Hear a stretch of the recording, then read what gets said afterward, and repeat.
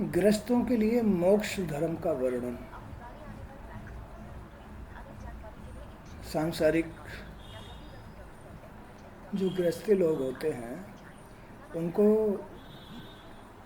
किस प्रकार से अपने गृहस्थ में रहना चाहिए और अपना जीवन निर्वाह किस तरह से करना चाहिए और फिर अपने कर्मों के अनुसार मोक्ष गति को प्राप्त कैसे कर लेना चाहिए।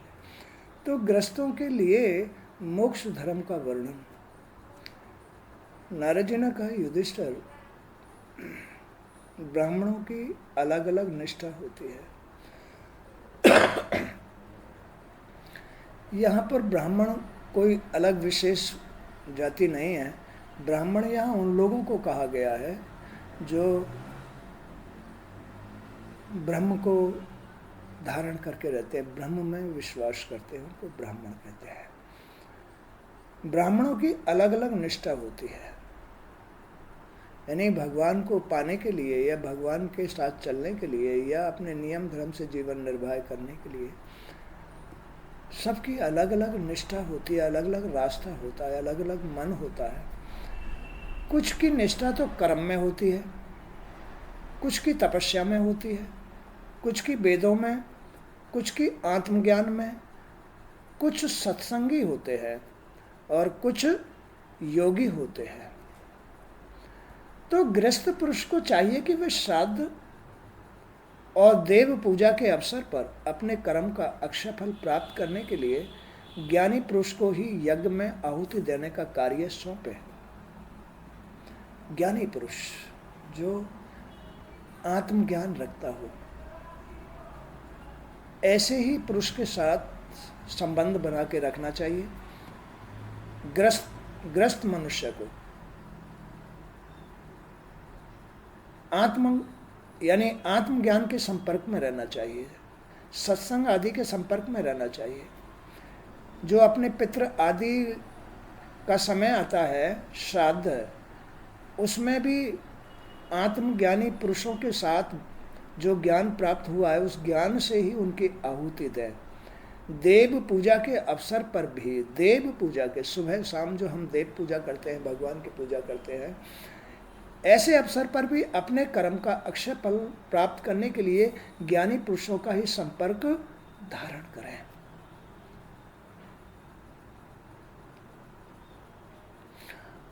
ज्ञानी पुरुष को ही यज्ञ में आहुति देने का कार्य सौंपें और उसे दान दक्षिणा दें। यदि वह न मिले तो किसी योगी, प्रवचन करने वाले और श्रेष्ठ ब्राह्मण को ही दान दें। देव कार्य में दो ब्राह्मणों को, देव कार्य में जैसे देवताओं के उपलक्ष्य में भगवान के नाम पर कोई भंडारा करते हैं, दान करते हैं या कोई भी हवन यज्ञ कराते हैं, तो देव कार्य में 2 ब्राह्मणों को और पितृ कार्य में 3 ब्राह्मणों को ही भोजन कराना चाहिए, इससे ज़्यादा नहीं कराना चाहिए। अगर तुम ये ज़्यादा, जैसे कुछ लोग 100 ब्राह्मण जमाते हैं, कुछ लोग 51 ब्राह्मण जमाते हैं, कुछ लोग, तो उसमें मन अशांत हो जाता है। उसमें अपने पितृ, उसका जो यज्ञ है, ना तो उस यज्ञ में शामिल होते हैं, ना उसका जो किया हुआ कर्म है उसका पुण्य देते हैं। तो इसलिए जितना कम से कम हो सके 2 ब्राह्मण या 3 ब्राह्मण ही, जिससे मन शांत रहे, शांत मन से उनको भोजन कराना चाहिए। तो यदि देव कार्य में 2 ब्राह्मणों को और पितृ कार्य में 3 ब्राह्मणों को भोजन, देव कार्य में 2 ब्राह्मणों को, देव कार्य में जैसे हवन हुआ, जैसे कथा हुई, जैसे और बहुत सारे कार्य होते हैं, तो उसमें केवल 2 ही ब्राह्मणों को भोजन कराना चाहिए। पितृ कार्य में 3 ब्राह्मणों को ज़्यादा से ज़्यादा भोजन नहीं कराना चाहिए, यानी 3 ब्राह्मणों से ज़्यादा ब्राह्मण नहीं बुलाने चाहिए और उन्हें भोजन करा करके उनको दक्षिणा आदि दे करके तृप्त करना चाहिए। नमस्ते। श्राद्ध कर्म में बहुत अधिक दिखावा नहीं करना चाहिए श्राद्ध कर्म में। बैठ जाओ बेटा। श्राद्ध कर्म में बहुत अधिक दिखावा नहीं करना चाहिए, बहुत सूक्ष्म तरीके से करना चाहिए, जिससे कि मन संतुष्ट रहे, मन बेचैन ना हो, मन में धुकड़ पुकड़ ना हो। नहीं तो पितृ उसका पुण्य नहीं दे पाते हैं। इससे श्राद्ध कर्म ठीक से नहीं हो पाता है। देश काल के अनुसार ही ऋषि मुनियों को भोजन कराने से पूर्व देवता का भोग अवश्य लगाएं। देश काल के अनुसार ही ऋषि मुनियों को भोजन कराने से पूर्व देवता का भोग अवश्य लगाएं। पितृ देवता का या और जो तुमने इष्ट मान रखा है, देव मान रखा है, उसका भोग सबसे पहले जरूर लगाना चाहिए। तब चाहे ऋषियों को, चाहे और किसी ब्राह्मण को या और किसी को भी भोजन तब कराना चाहिए। पहले देव अपने इष्ट देव को, अपने पितरों को भोग अवश्य निकाल देना चाहिए, नहीं तो पुण्य नहीं मिलेगा उस कर्म का। ये गृहस्थियों के नियम है। श्राद्ध आदमी अपने पितरों को पूजता तो है, लेकिन उनका कोई नियम विधि विधान नहीं जानता है, इसलिए तो गृहस्थी चलाने में दिक्कत आती है। यानी तो गृहस्थी में जरा भी दिक्कत नहीं आएगी। सारी लीला ईश्वर के हाथ में है। ईश्वर सर्वव्यापी है, यहां भी है, सुन रहा है, सुना रहा है, जल में भी है, थल पे भी है, आकाश में भी है, तुम्हारे साथ भी है, हर जगह है। ईश्वर में ही तुम ये सारे कर्म कर रहे हो। ईश्वर कहता है कि मुझसे फल लेने के लिए नियम विधि विधान के अनुसार कर्म करो। मुझसे फल लेने के लिए मुझ में अटूट विश्वास करो, मुझसे अधिक से अधिक प्रेम करो, मुझसे अधिक से अधिक प्रेम करो, मेरा ज्यादा से ज्यादा विश्वास करो। मुझ में ही तुम कर्म कर रहे हो, मुझ में ही तुमने जन्म लिया है, मुझ में ही तुम सुखी दुखी हो रहे हो। या तो मेरे नियम अपना करके सुखी हो रहे हो, या मेरे नियम त्याग करके तुम दुखी हो रहे हो। सब कुछ मुझ में ही हो रहा है। एक बार अक्रूर, उनके चाचा जी थे, श्री कृष्ण के चाचा जी थे। भगवान श्री कृष्ण ने ब्रज में जन्म लिया था, तो उस कुल में वसुदेव के भाई अक्रूर जी, वो अक्रूर जी राजनीतिक आदमी थे, कंस के सेनापति थे। तो कंस ने अक्रूर जी को ये कार्य सौंप दिया कि कृष्ण जहां भी मिले उसे एक बार मेरे सामने उपस्थित करो।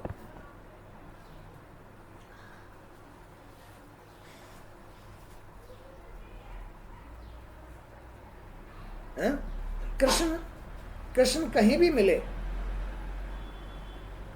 कृष्ण ही तो वासुदेव है, कृष्ण ही तो लक्ष्मी नारायण है। कृष्ण का जो वास्तविक रूप है वो विराट पुरुष है, सत्य नारायण, लक्ष्मी नारायण वास्तविक रूप है। कंस ने श्री कृष्ण को मारने के लिए बहुत सारी योजनाएं बनाई। कंस ने अक्रूर से कहा कि तुम कृष्ण को मेरे सामने लेके आओ। कि तो ठीक है, मैं ले आऊंगा। लेकिन अक्रूर जी तो श्री कृष्ण के चाचा थे, तो अक्रूर जी ने श्री कृष्ण को उनके सामने उपस्थित करने के लिए बहुत सारी युक्तियां पहले ही सेट कर ली। चारों तरफ पहाड़ों पर सेनाएं लगा दी, यमुना को पार करने के लिए अलग नाव लगा दी कि अगर कहीं भी कंस कोई गलत व्यवहार करता है तो इन साधनों से हम श्री कृष्ण को बचा लेंगे।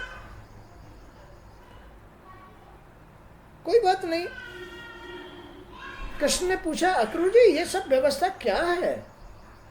कि भगवान श्री कृष्ण, हे कृष्ण ये व्यवस्था, हालांकि मैं अपना कर्तव्य निभा रहा हूँ, कृष्ण ने मुझे जो है ये बात सौंपी है कि कृष्ण को जीते मेरे सामने लेके आओ, लेकिन इसका मतलब ये थोड़ा ही है कि कंस अगर तुमको मारे तो हम देखते रहेंगे।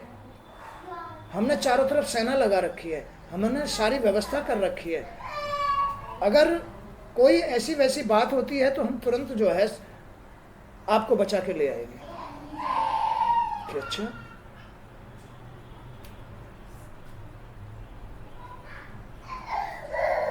बाहर ले जाओ इसको, बाहर नीचे नीचे ले जाओ, दूसरे लगा ले। ये बच्चे शैतान हैं। तो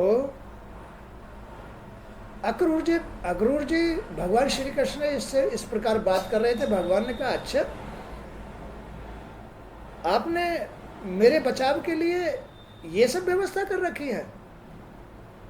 भगवान ने कहा, ये सब भूल है इनकी, ये सब भूल है, कोई बात नहीं है। अक्रूर जी ने कहा कि अच्छा मैं नदी में, इसमें यमुना जी में स्नान करके आता हूँ और मैं अपने मैं 4 डुबकी लगाऊंगा, चौथी डुबकी पर सारे जितने भी सैनिक हैं सब तैनात हो जाएंगे, सारे सैनिक तैनात हो जाएंगे। अक्रूर जी जो है उसमें डुबकी लगाने के लिए चले गए, स्नान करने के लिए। एक लगाई तो भगवान श्री कृष्ण और बलराम दोनों उस जल में हुई डुबकी, जैसे उन्होंने डुबकी लगाई तो जल में बैठे मिले, तो वही जल में बैठे मिले भगवान। अक्रूर जी देखते रह गए। अक्रूर जी ने कहा कि भगवान ये तो वही कृष्ण और बलराम है, ये यहाँ कैसे है, मुझसे पहले यहाँ कैसे आ गए? भगवान श्री कृष्ण ने कहा कि अक्रूर जी आप यहाँ कैसे आए हो, यहाँ क्या कर रहे हो, आप यहाँ कैसे आए हो, क्या कर रहे हो यहाँ? अब उन पर कोई जवाब नहीं, कोई बात नहीं।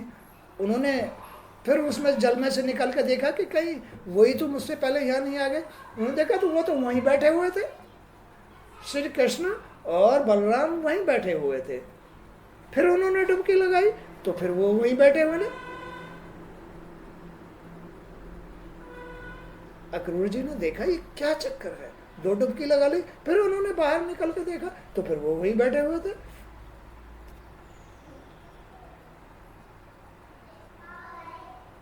अक्रूर जी चक्कर में पड़ गए। वो उनको सिर्फ अपना बेटा मानते थे, भगवान नहीं मानते थे। लेकिन जब अक्रूर ने ये सब देखा कि आखिर ये लीला क्या है, तो भगवान सत्यनारायण लक्ष्मी नारायण अपने सिंहासन पर शेषनाग की छैया उनके सिर पर, और वो वहाँ बैठे हुए देवी देवता सब आरती कर रहे थे। जब उन्होंने डुबकी लगाई, कहा अरे ये तो वही कृष्ण है जो गद्दी पे बैठा हुआ है, सिंहासन पे बैठा हुआ है, ये तो वही कृष्ण है, ये चक्कर क्या है, मैं तो समझ ही नहीं पा रहा हूँ। वहाँ आरती हो रही थी उसी कृष्ण की, तो वो भी चले गए उस आरती में। देखा तो अक्रूर जी ने समझ लिया कि वो कृष्ण, यही कृष्ण भगवान है। बस समझ गए वो, और उनका साष्टांग प्रणाम कर लिया, लेट करके प्रणाम किया। उन्होंने उनको आशीर्वाद दिया कि अक्रूर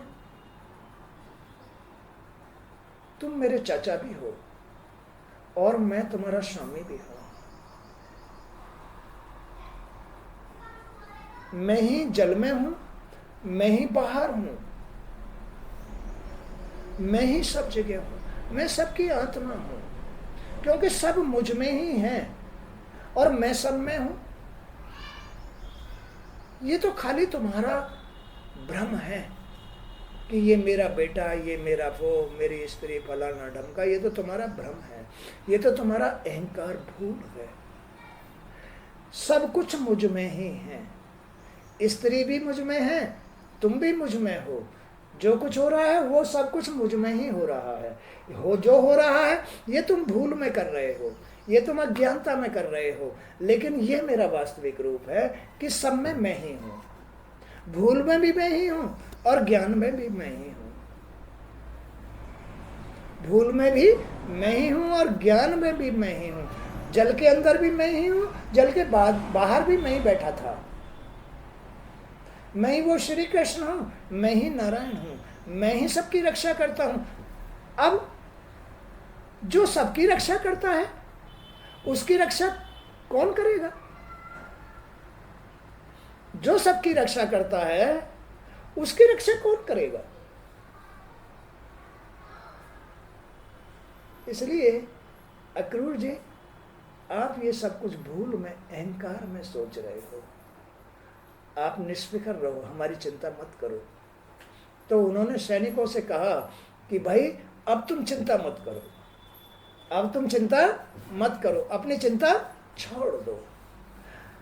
हम सबकी रक्षा करने वाले की रक्षा कैसे कर सकते हैं? वो सबका रक्षक है, सबकी रक्षा करने वाला है, इसलिए इनकी रक्षा करने की टेंशन छोड़ दो। अक्रूर जी श्री कृष्ण को कंस के सामने ले गए। पहले हाथी के साथ उनका युद्ध हुआ, हाथी को परास्त किया, फिर 4 मल्लों का इंतजाम कंस ने कर रखा था, फिर 4 मल्लों को परास्त किया, फिर तब कंस के सामने उपस्थित हुए, कंस को भी चुटकियों में परास्त कर दिया। एक बाल अवस्था में श्री कृष्ण, जिनकी अक्रूर जी रक्षा के लिए ये सारी व्यवस्था कर रहे थे। तात्पर्य यह है कि आदमी को केवल ईश्वर से प्रेम करना चाहिए, ईश्वर में अटूट विश्वास करना चाहिए। इसका सारांश यही है कि केवल ईश्वर में विश्वास करना चाहिए, ईश्वर से अटूट प्रेम करना चाहिए, और ये बात हमेशा याद रखनी चाहिए कि ईश्वर में ही मैं सब कुछ कर रहा हूं। तब तो वो ज्ञान से कुछ कर रहा है और पुण्य प्राप्त कर रहा है, ज्ञान से कुछ कर रहा है और पुण्य प्राप्त कर रहा है। अगर वो विधि विधान के अनुसार भी कर्म नहीं कर रहा है ना, तो भी उसे पाप नहीं लगेगा। जो आदमी इस बात को कर्म के साथ जोड़ देता है, अपने ध्यान को हमेशा अपने अंदर रखता है कि मेरे भगवान मेरे अंदर बैठे हैं, उनके सिवा पत्ता भी नहीं हिल रहा है, जो भी कर्म हो रहा है सब उनके अनुसार ही हो रहा है, अच्छा भी या बुरा भी, जो भी कुछ हो रहा है, मुझे अच्छे बुरे कर्म से कुछ नहीं लेना देना है, मुझे केवल अपने भगवान से प्रेम करना है, तो उसे अपने कर्म का पुण्य मिलता है, फिर पाप नहीं लगता है। और जो उन्हें भूल करके कर्म करता है उसे पाप लग जाता है। दूषित कर्म से या नियम के विरुद्ध या धर्म के विरुद्ध जो भी कुछ कर्म है, उसका अर्थ यही है, नियम के विरुद्ध, धर्म के विरुद्ध कर्म, भूल में कर्म, अज्ञानता में कर्म का फल यही है कि हम उनको भूल करके कर्म करते हैं, जबकि सब कुछ उनमें ही हो रहा है। अगर तुम ये सोच करके कर्म करो कि सब कुछ उनमें ही हो रहा है, मैं भी उनमें ही हूँ और सब कुछ उनमें ही हो रहा है, तो कोई भी अगर नियम विधि विधान भी नहीं है, अधर्म भी है, तो उसका अधर्म नहीं लगेगा, अधर्म का फल नहीं बनेगा, धर्म का फल बनेगा।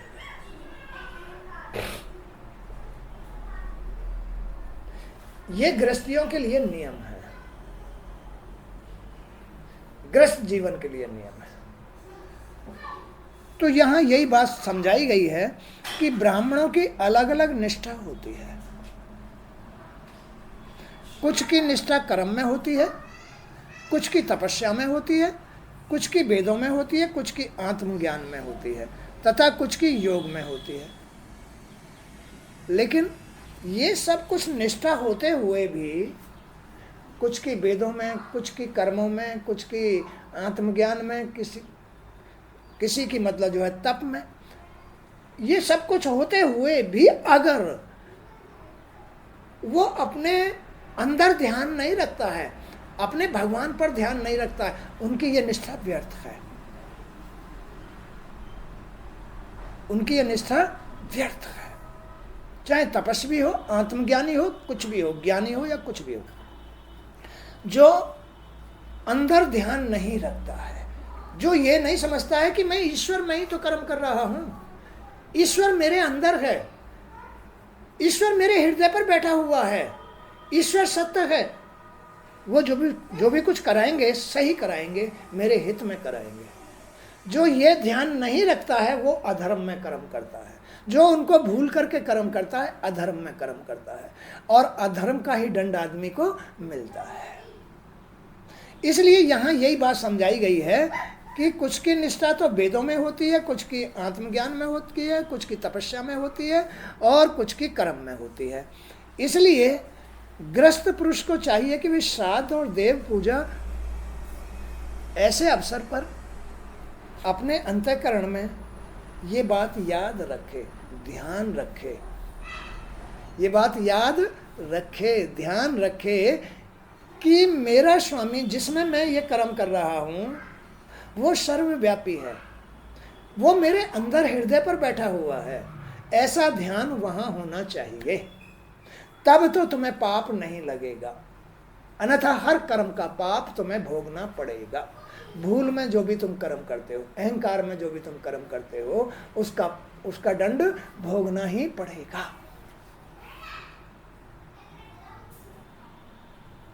दंड भोगना पड़ेगा।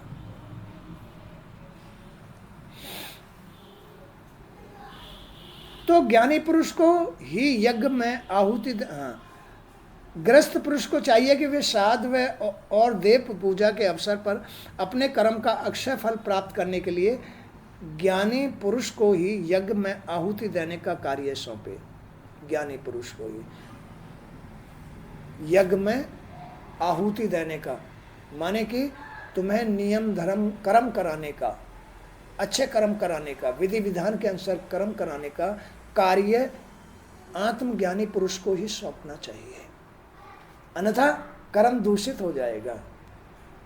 वो कम से कम आत्मज्ञानी पुरुष तुमको, क्योंकि खुद ज्ञान में होता है, ये सारी बातें जाना होता है कि हम सब ईश्वर में हैं, ईश्वर हमारे अंदर है, हम सब ईश्वर में हैं, ये सब आकृति ईश्वर में बनी हुई है, ईश्वर हमारे अंदर है, ईश्वर सर्वव्यापी है, ईश्वर में ही सारे कर्म हो रहे हैं, ईश्वर में ही सारी उत्पत्तियां हो रही हैं, उनके पेट में ही ये सारा सब कुछ संसार चल रहा है। ये तो ज्ञान की बात है। अहंकारी गृहस्थी आदमी इस बात को भूल जाता है, लेकिन आत्मज्ञानी पुरुष ही इस बात को समझ करके कर्म कराएगा या करेगा। तो उसके यज्ञ में आहुति ऐसा पुरुष को ही सौंपनी चाहिए जो आत्मज्ञानी हो। इसका अर्थ ये भी है कि किसी आत्मज्ञानी पुरुष की शरण में ही रहना चाहिए, जिससे कि तुम्हें ये ज्ञान सिखाता रहे, जिससे कि तुम्हारे पापों से तुम्हें मुक्त कराता रहे। अन्यथा पापों का ढेर लग जाता है, गठरी, चल ही नहीं सकता आदमी, परास्त होकर के पड़ जाता है, एक कदम आगे नहीं चला जाएगा। अगर तुम्हारे ज्ञान को, अगर तुम्हारे ध्यान को, ज्ञान को, ध्यान को, अगर तुम्हारे मन को, अगर तुम्हारे कर्म को, जिसकी शरण में तुम रह रहे हो वो तुम्हें इनका ज्ञान न कराए, अगर तुम्हें ऐसा परिवर्तन न करा दे, तो जीवन व्यर्थ है।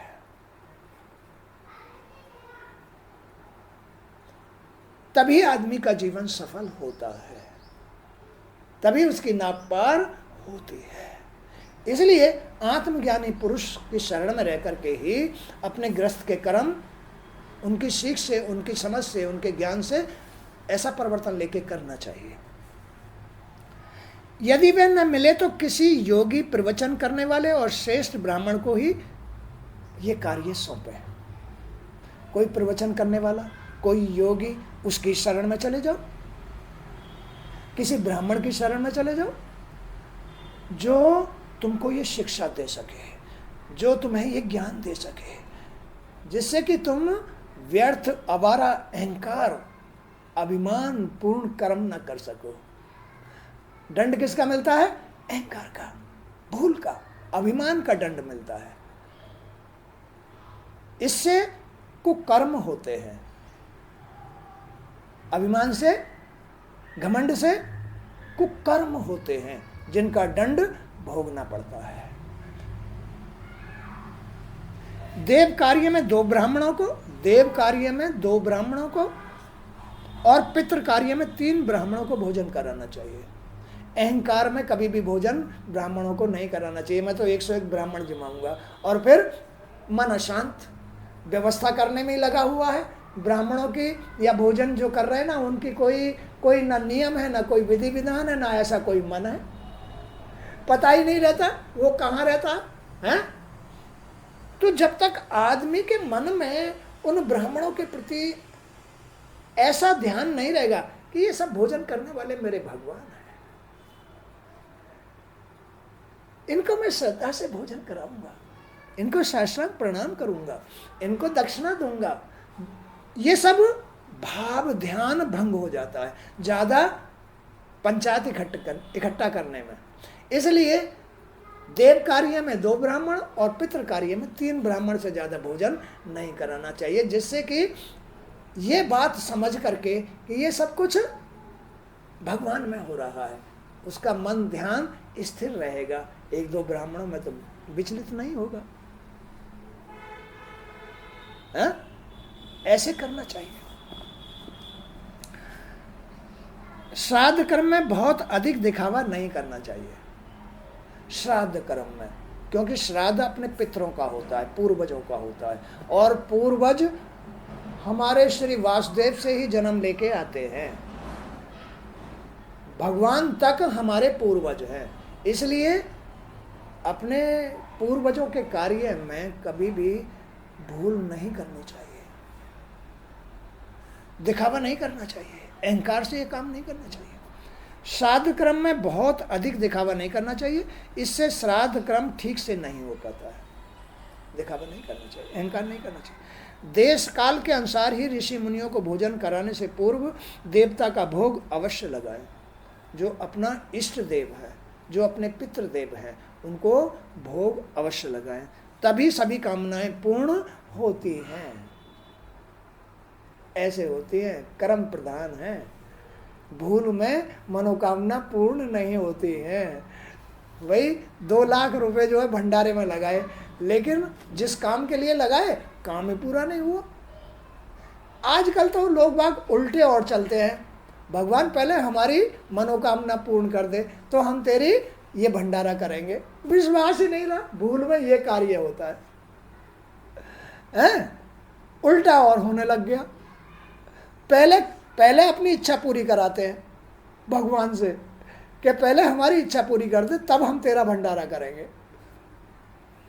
उल्टा और होने लग गया।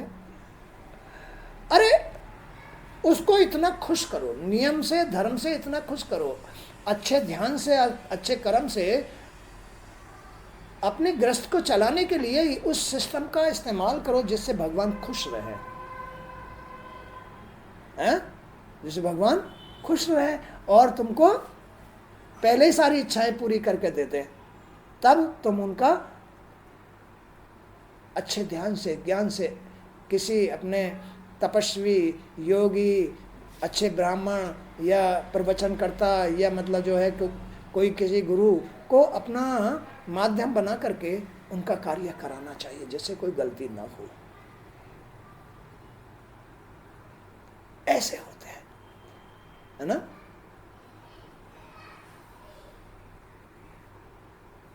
बच्चा पैदा हुआ, इसका भाई जसोटन करूंगा, है, और करा जसोटन, कोई बात नहीं है। जब टाइम आया उसमें लोगों को खूब खुल के दारू पिलाई, प्याज लहसुन डलवाया, है, और ब्राह्मणों को भोजन कराया, दारूबाजों को भोजन कराया, भाई उसका कौन सा पुण्य मिलेगा?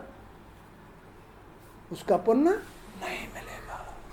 इसलिए अपने किसी भी यज्ञ का बगैर ज्ञान ध्यान के या किसी भी ऐसे पुरुष के बगैर कोई ना ऐसा यज्ञ करना चाहिए, ना कोई ऐसा कार्य करना चाहिए जिससे कि और पाप लग जाए। ऐसा कर्म नहीं करना चाहिए, क्यों? वो सर्वव्यापी है। प्याज से, लहसुन से, अंडा से, मीट से, और तुम ब्राह्मणों की जगह दारूबाजों को बुला करके भोजन करा रहे हो। ब्राह्मणों को तो भोजन कराया नहीं, दारूबाजों को भोजन करा रहे हो। और वो दारू पी करके और मस्त होकर के हुड़दंग कर रहे हैं, तो उसमें भगवान को पुण्य कहाँ मिला? भगवान खुश कहाँ होंगे? भगवान से पुण्य नहीं मिलेगा उस कर्म का। इसलिए किसी सात्विक पुरुष के अधिकार में ऐसा कार्य करना चाहिए। पितृ कार्य, देव कार्य है, नहीं तो इसका फल नहीं मिलेगा।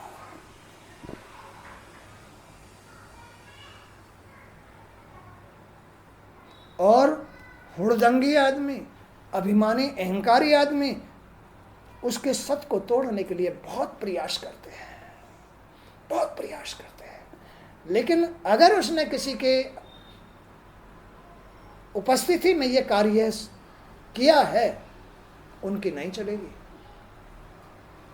उसकी चलेगी जिसके, या तो उसके इष्ट की चलेगी या उसके उस माध्यम की चलेगी जिसके अधीन होकर के वो कार्य हो रहा है, तब पुण्य मिलता है। नहीं तो पाप में चला जाता है, बुराई में चला जाता है। बुराई ग्रहण कर रही है। कर्म ही तो प्रधान है। कर्म करने के लिए आत्मज्ञान होना चाहिए, श्री हरि का ध्यान होना चाहिए। पितरों को जितनी प्रसन्नता शाकाहारी भोजन से होती है, पितरों को जितनी प्रसन्नता शाकाहारी भोजन से होती है, उतनी मांसाहारी भोजन से नहीं होती है। बहुत सारे लोग अपने पितरों को खुश करने के लिए बकरा बलि देते हैं। उनके अंदर भी तो भगवान है, उनके अंदर भी तो भगवान है। नहीं होती पितरों को खुशी नहीं होती। पशु वध से उनकी आत्मा दुखी होती है।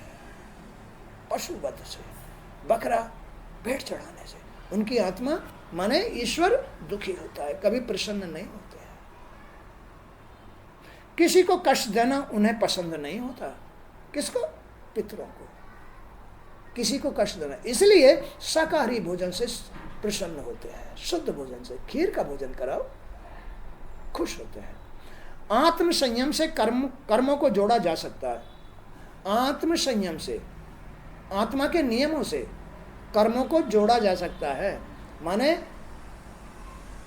आत्म संयम से कर्म किया जा सकता है, आत्मा के नियम से कर्म किया जा सकता है। ऐसा नहीं है कि आत्मा के नियम से कर्म नहीं किया जा सकता, तुम अपनी मनमानी ही करते रहो। तो आत्म संयम से कर्म करना चाहिए। कर्मों का त्याग ही मोक्ष का मार्ग है। ऐसे कर्मों का त्याग ही मोक्ष का, यानी कष्टों का निवारण है, मुक्ति है, मोक्ष का मार्ग खुल जाता है। ऐसे कर्म करने से, दूषित कर्म करने से, अज्ञानता में, भूल में कर्म करने से बार बार जन्म मरण मिलता है। लेकिन किसी ऐसे आदमी को माध्यम बना करके कर्म करने से या अपने ग्रस्त को चलाने से, आत्म संयम से कर्म करके मोक्ष प्राप्त किया जा सकता है। ज्ञानी पुरुष इसे अच्छी प्रकार से जानते हैं। ज्ञानी पुरुष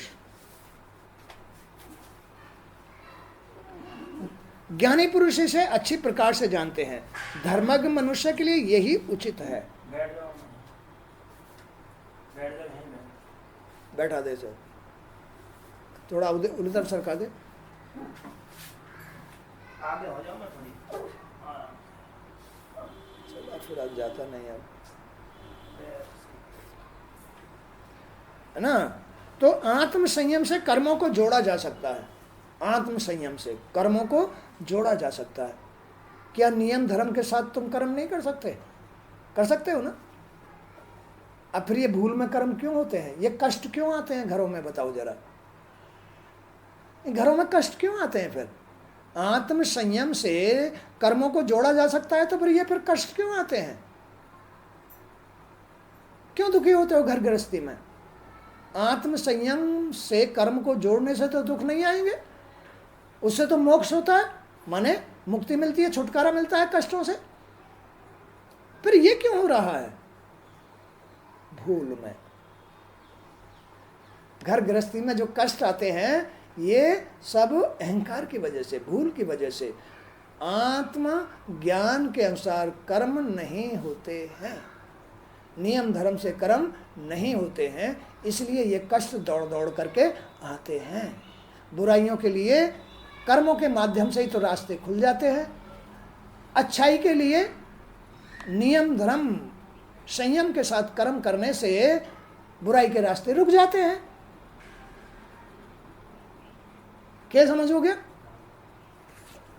तो कर्मों का त्याग ही मोक्ष का मार्ग है, ऐसे कर्मों का त्याग ही मोक्ष का मार्ग है। ज्ञानी पुरुष इसे अच्छी प्रकार से जानते हैं, ज्ञानी लोग, अज्ञानी लोग नहीं जानते, वो तो भूल में है। ज्ञानी अज्ञानी में यही अंतर है। ज्ञानी लोग इसे अच्छी प्रकार से जानते हैं। धर्मज्ञ मनुष्य के लिए यही उचित है, जो धर्म के साथ है उसके लिए यही उचित है कि हमारा ईश्वर सर्वव्यापी है। ईश्वर ने हमको पैदा किया है, ईश्वर हमारे अंदर है, हमें अपने ईश्वर के साथ रह करके कर्म करना चाहिए। हमें ईश्वर को अपने जीवन में खुश करके रखना चाहिए। हमें ऐसे कर्म करने चाहिए, ऐसे यज्ञ कर्म करने चाहिए जिससे हमारा ईश्वर खुश रहे, जिससे हमारे अंदर कभी भी भय, दुख, टेंशन, चिंता नहीं आए। ये सब हमारी भूल से, अभिमान से, अज्ञानता से आती है। कमी, घर के अंदर कमी, गृहस्थी में कमी, टेंशन, रोग, दोष जितने भी आते हैं सब भूल से आते हैं। आत्म संयम के साथ, आत्म ज्ञान के साथ, अपने भगवान के नियम के साथ जीवन जीना चाहिए, तो भगवान खुश रहेगा।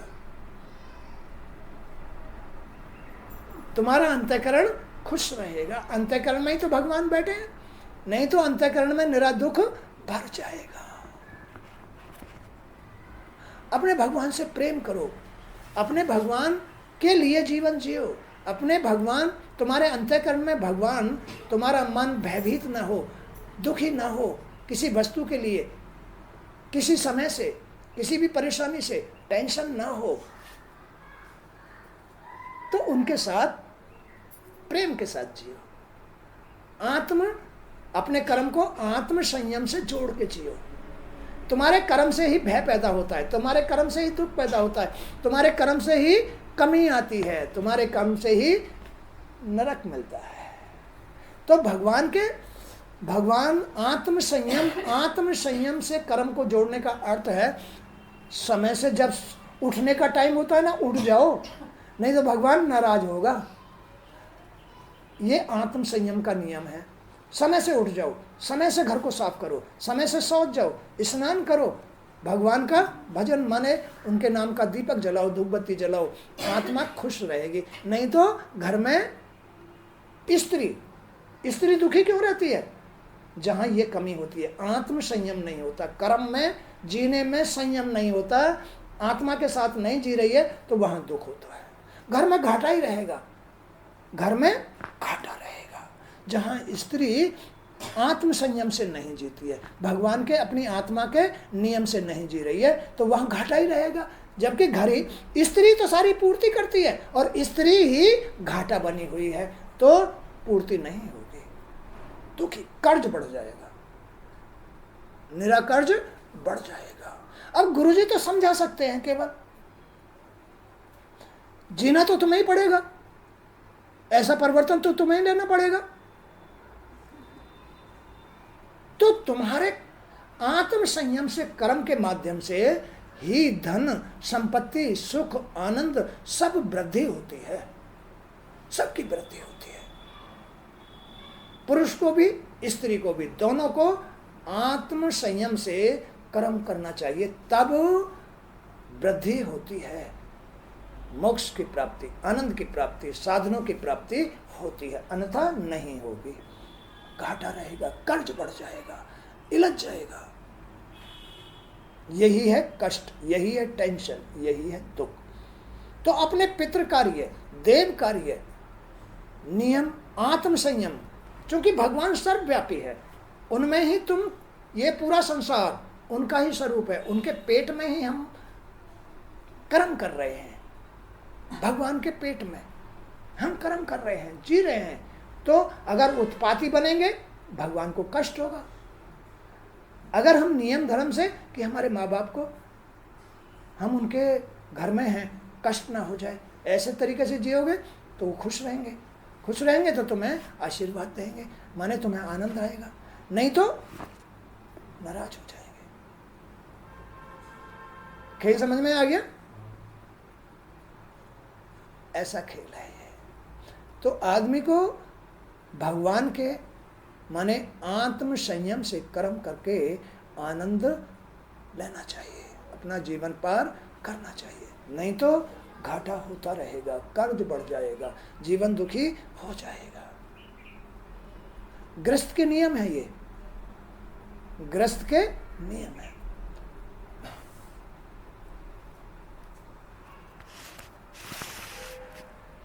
तो किसी को कष्ट देना, उन्हें, किसको, पितरों को, उन्हें पसंद नहीं होता। आत्म संयम से कर्मों को जोड़ा जा सकता है। कर्मों का त्याग ही मोक्ष का मार्ग है। ज्ञानी पुरुष इसे अच्छी प्रकार से जानते हैं। धर्मज्ञ मनुष्य के लिए यही उचित है, धर्मज्ञ, धर्म के साथ जीवन निर्वाह करने वाले के लिए यही उचित है कि वह नित्य हविष्यान्न से हवन करे और सदैव संतुष्ट रहे, सदैव संतुष्ट रहे। ऐसा जीवन आदमी को जीना चाहिए, गृहस्थी को जीना चाहिए। तब सुख शांति आती है, प्रसन्नता आती है, खुशी आती है, पूर्ति होती है, अपने आप ही पूर्ति होती चली जाती है। ऐसा जीवन जीने से, मनमाना जीवन जीने से कभी तुम्हें भगवान मदद नहीं करेगा, तुम्हें बदलना पड़ेगा। तुम्हें आत्मा के साथ सुख लेने के लिए चलना ही पड़ेगा, आत्मज्ञान से अपने कर्मों को करना ही पड़ेगा, अन्यथा सुख, शांति, आनंद नहीं मिलेगा। आज का सत्संग यहीं तक। जय श्री कृष्ण। हे प्रभु।